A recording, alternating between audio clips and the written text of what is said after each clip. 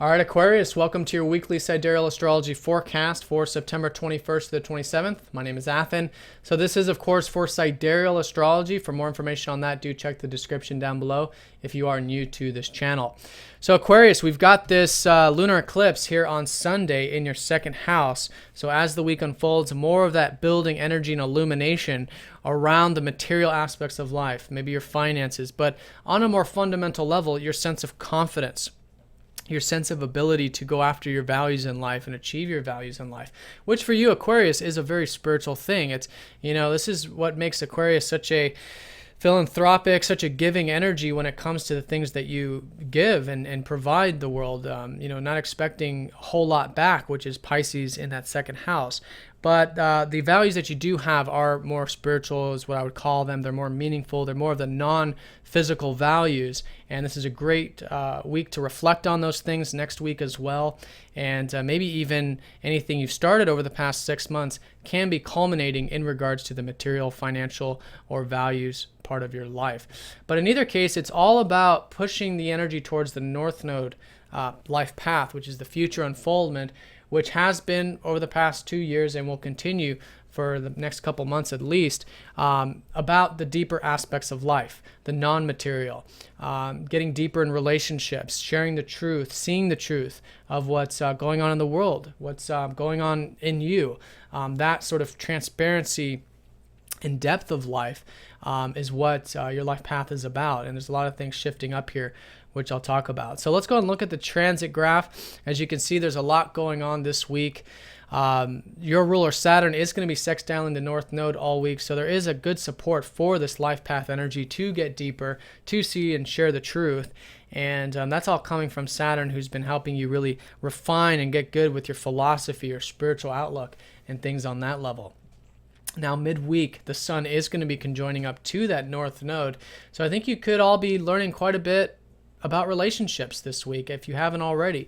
Venus, Mars, and Jupiter are all transiting your 7th house, but now with the ruler of that 7th going over the North Node, this is usually some sort of experience or something that really illuminates for you those one-on-one connections. So you can enjoy those this week. There's a lot of motivation for those this week, and maybe even opportunities to connect or through your relationships with Jupiter in that 7th house. And of course, since the sun will be sextiling up to Saturn this middle part of the week with that conjunction, you guys should be feeling quite creative and quite expressive, probably in those one-on-one connections. So also this early part of the week too, we've got Venus trining up to the Uranus energy of that second house. So with all these, connections and enjoyments you could be and probably are having, whether it's with one person or, a bunch of people in your life, or just your overall perspective of relationships, it can be quite exciting. This can be sometimes new relationship, can sometimes be the case when it's involving that 7th house. It very much depends on your personal chart, but it may be a new take on an existing relationship, more exciting, more different, doing different things with your relationships. And maybe even around home and family, mixing up the home and family stuff, maybe doing some light traveling. Venus rules your 9th house, enjoying that, connecting to nature, etc. Could all be very nice for you. So that's the early part of the week, and then things start to shift. Around Thursday, as you can see, things become a little more challenging. Mercury squares up to Pluto. So all of the stuff that maybe you've been reflecting on about the depth of life and the truth, and maybe about your self-expression this week since Mercury's been retrograde, thinking about how you're expressing yourself, your passions in life, things like that, squaring up to Pluto, who's been in the organizational and group related part of your chart. So for all of us, it's a second half of patience. It's a second half of being open-minded, and I think being open to the depth and truth of things, which I think you naturally already are.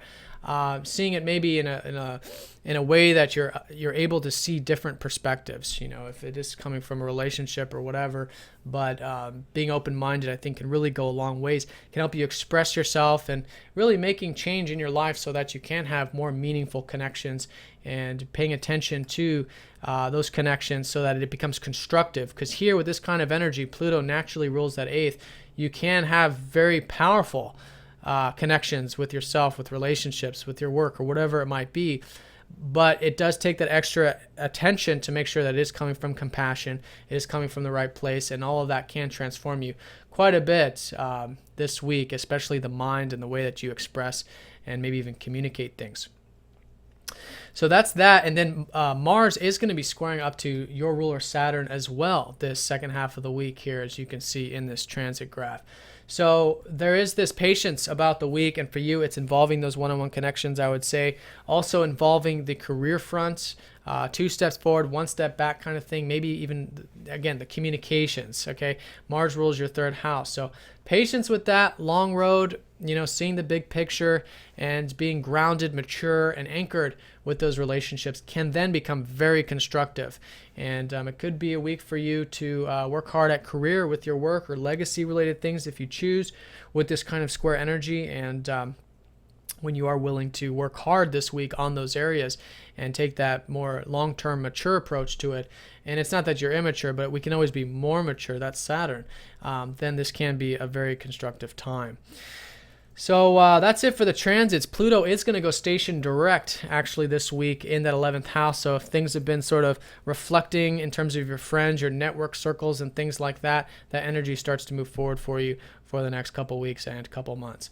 So then as you can see here, as Sunday starts to approach, there's more energy in this lunar eclipse. So as we get closer to Sunday, the reflection of your values in life, the deep values and spiritual values, and your sense of self-worth and what your energy's worth, what your time's worth, things like that. But really so that you can give more, have that compassionate energy, and connect to life in a more meaningful way, which is of course Pisces.